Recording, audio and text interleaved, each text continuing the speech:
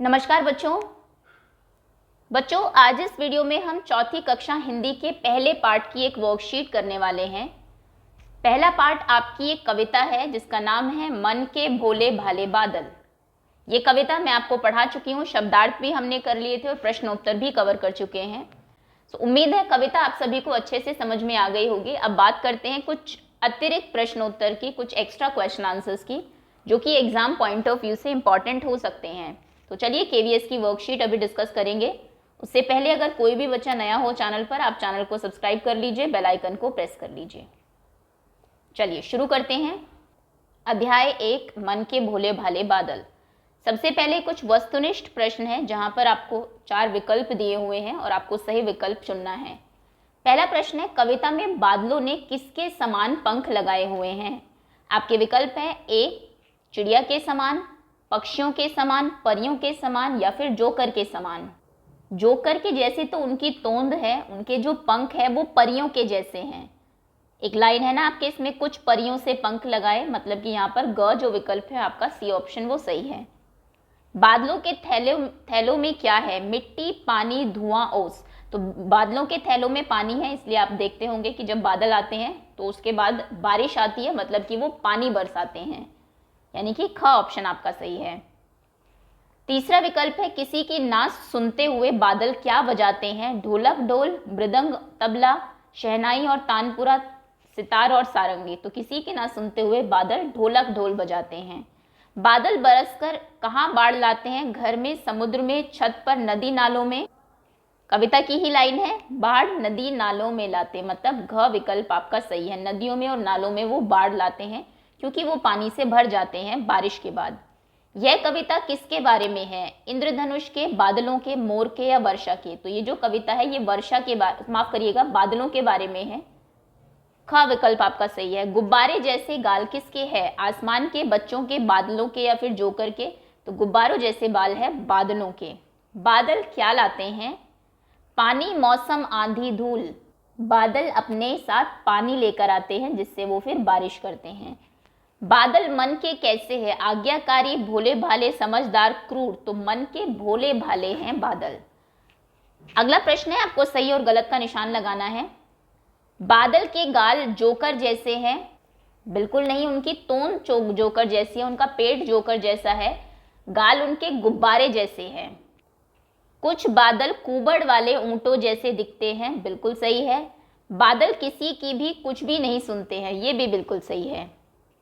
काव्यांश को पढ़कर पूछे गए प्रश्नों के उत्तर दीजिए। ये आपकी कविता का एक अंश है, थोड़ा सा पार्ट आपको दिया हुआ है, पहले आप इसको पढ़ेंगे और इस पर आधारित प्रश्नों के उत्तर देंगे। रह रहकर छत पर आ जाते, फिर चुपके ऊपर उड़ जाते, कभी कभी जिद्दी बन करके बाढ़ नदी नालों में लाते, फिर भी लगते बहुत भले हैं मन के भोले भाले बादल। सही विकल्प पर सही का निशान लगाना है। रह रहकर बादल कहाँ आ जाते हैं? कमरे में, छत पर, थैले में या फिर जमीन पर? तो बादल छत पर आ जाते हैं। ख विकल्प सही है। कवि को बादल कैसे लगते हैं? भले, स्वार्थी, बुरे, मक्कार। उन्हें बादल बहुत भले लगते हैं। उचित शब्द का प्रयोग करते हुए रिक्त स्थान की पूर्ति करिए। बादल कभी कभी क्या बन जाते हैं? बादल कभी कभी जिद्दी बन जाते हैं। बादल का मन भोला है, मन के वो भोले भाले हैं। बादल चुपके से कौन सा काम करते हैं? सो बादल चुपके से ऊपर उड़ जाते हैं। बादल जिद्दी बनकर क्या करते हैं? बादल जिद्दी बनकर नदी नालों में बाढ़ लाते हैं। जब बहुत ज्यादा बारिश होती है बाढ़ लाते हैं। आगे है लघु उत्तरीय प्रश्न। काले बादल झूम झूम कर क्या करते हैं? काले बादल झूम झूम कर आसमान में दौड़ लगाते हैं।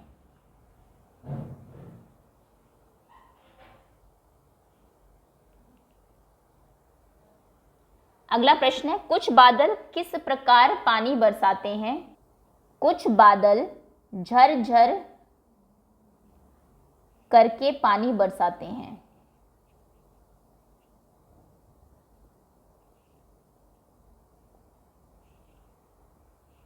बादल छत पर आने के बाद क्या करते हैं? तो बादल छत पर आ जाने के बाद चुपके से ऊपर उड़ जाते हैं, ऊपर उड़ जाते हैं। बादलों के बाल कैसे है? बादलों के बाल झब्बर है, झब्बर झब्बर है। बादल जोकर की तरह क्या करते हैं? तो बादल जोकर की तरह तोंद फुलाते हैं।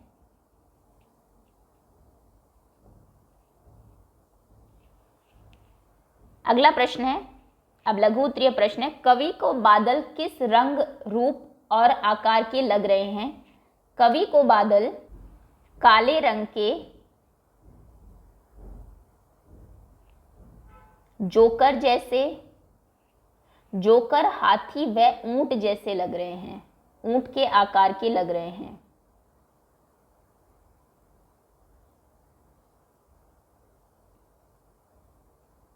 है ओके। अगला प्रश्न है, कविता में बादल की किस से किस प्रकार तुलना की गई है? तो कविता में बादल की सबसे पहले तो जोकर से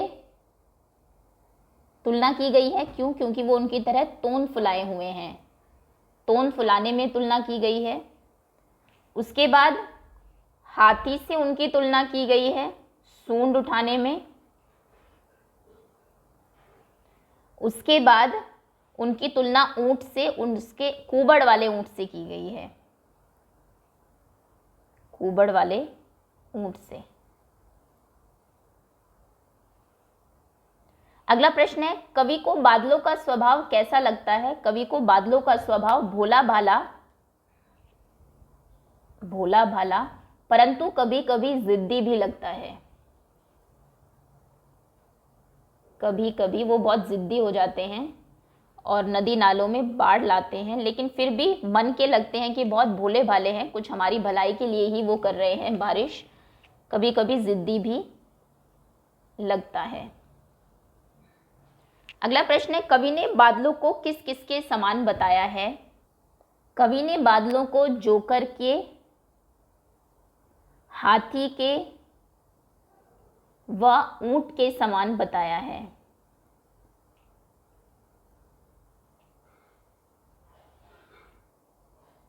ऊंट व परियों के समान, परियों की तरह पंख लगाकर भी कुछ बादल है जो लगते हैं कि शायद इन्होंने लगाया हुआ है पंख, परियों के समान। कविता में बादल के किन किन कार्यों का उल्लेख किया गया है? उनके ढोलक ढोल बजाने का, कौन कौन से काम आपकी कविता में बादल कर रहे हैं? ढोलक ढोल बजा रहे हैं, ऊपर उड़ रहे हैं और नदी नालों में बाढ़ ला रहे हैं, नालों में बाढ़ ला रहे हैं। आसमान में दौड़ लगा रहे हैं, ला रहे हैं, आसमान में दौड़ लगा रहे हैं।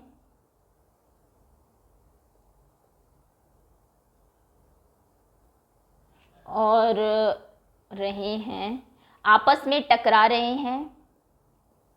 आई थिंक इतने ही काम हैं जो उसमें बताए हुए हैं, आपस में टकरा रहे हैं, टकरा रहे हैं, आसमान में दौड़ लगा रहे हैं, नदी नालों में बाढ़ ला रहे हैं, ऊपर उड़ रहे हैं और ढोलक ढोल बजा रहे हैं। ये कुछ काम है जो कि बादल कर रहे हैं। अगला प्रश्न है, तूफान क्या होता है और बादल को तूफानी क्यों कहा गया है? तेज हवा का चलना, जिसे आप आंधी भी कहते हैं, और इसके साथ साथ और भी बहुत सारी चीज़ें हो सकती है, बारिश आ सकती है, कई बार ओले भी पड़ते हैं। तेज़ हवा का चलना तूफान कहलाता है। बहुत तेज़ हवा जब चलती है जिसमें पेड़ भी उखड़ जाते हैं, कहलाता है। और बादल को तूफानी क्यों कहा गया है? बादलों को तूफानी इसीलिए कहा गया होगा क्योंकि कभी कभी वे तेज़ हवा के साथ बारिश बरसाते हैं। आप लिखेंगे बादल को तूफानी इसीलिए कहा गया है। आपने देखा होगा कि कई बार बादलों के साथ, क्योंकि कई बार बादलों के साथ तेज़ हवा, जब मौसम ख़राब होता है, बादल होते हैं, तेज़ हवा आती है, तेज़ हवा और मूसलाधार बारिश आती है।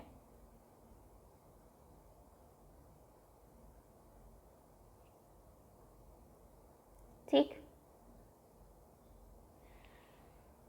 अगला प्रश्न है, अब कुछ भाषा आधारित प्रश्न है। निम्नलिखित पंक्ति को पूरा करो। कुछ जोकर से तोंद फुलाए, कुछ हाथी से सूंड उठाए, कुछ ऊंटों से कुबड़ वाले, कुछ परियों से पंख लगाए, आपस में टकराते रह रहे शेरों से मतवाले बादल। अगला प्रश्न है, निम्नलिखित शब्दों का वाक्य में प्रयोग करिए। झूम झूम, सोहन शादी में झूम झूम कर नाच रहा है, मतलब पूरा मस्त होकर नाच रहा है। भोले भाले, बच्चे, छोटे बच्चे,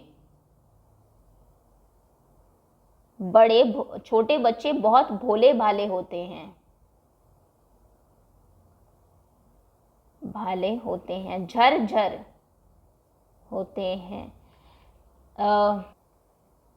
सुबह से झर झर पानी पड़ रहा है, बरस रहा है। रह रहे, पानी बरस रहा है। सुबह से रह रह कर बारिश हो रही है, मतलब थोड़ी थोड़ी देर बाद हो रही है।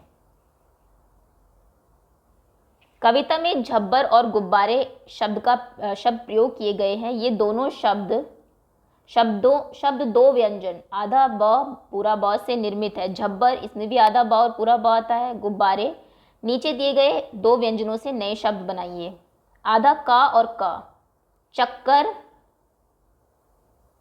शक्कर, मक्कार। शक्कर, मक्कार। आधा च और पूरा च। कच्चा, बच्चा, सच्चा। आधा माँ और पूरा माँ। मम्मी, अम्मी, अम्मा।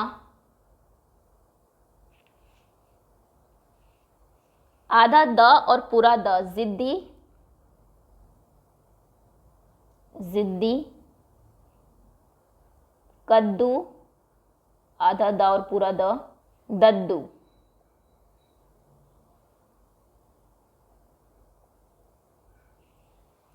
आगे आते हैं, दिए गए संकेत की सहायता से रिक्त स्थान भरिए।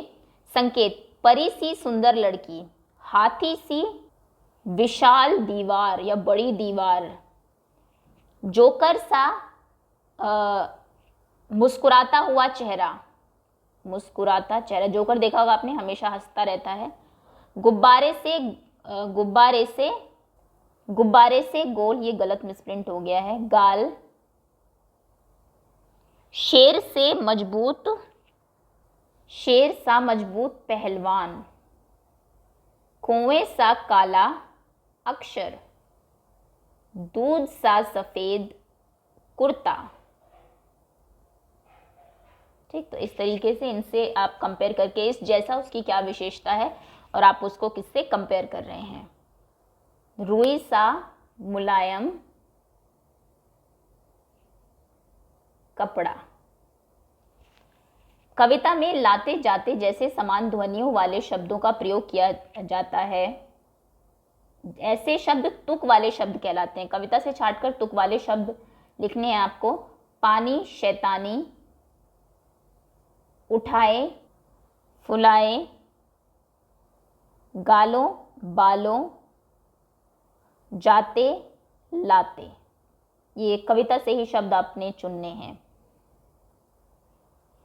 कविता में पानी बरसने की आवाज झर झर झर बताई गई है। नीचे दिए गए संकेतों के आधार पर आपको रिक्त स्थान भरने हैं। छप छप छप, छुक छुक, छम छम, फर फर, सन सन, कल कल कल।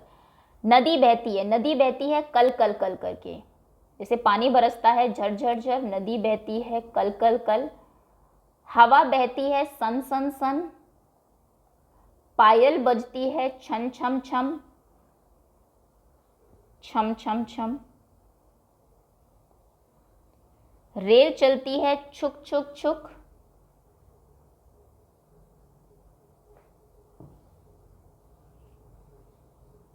कागज उड़ते हैं फर फर फर, और नाव चलती है छप छप छप।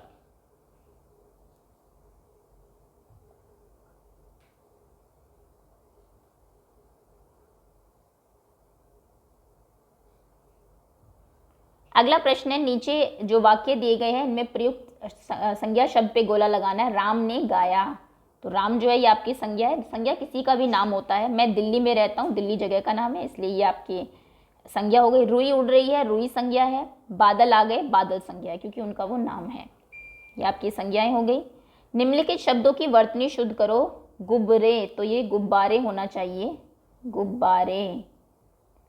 जिद्दी, जा पे छोटी की मात्रा आएगी, जिद्दी। कुबड़, का पे बड़े ओ की मात्रा आएगी, कुबड़। बरास्ते, ये होना चाहिए बरसते या बरसाते। ऊंट में चंद्र बिंदु आना है ऊपर, थैला में 2 मात्राएं आती है। ये वर्तनी हो गई आपकी। अब कुछ ज्ञान आधारित प्रश्न है। निम्नलिखित शब्दों के वचन बदलो। गालों, गाल। थैलों, थैला। शेरों, शेर।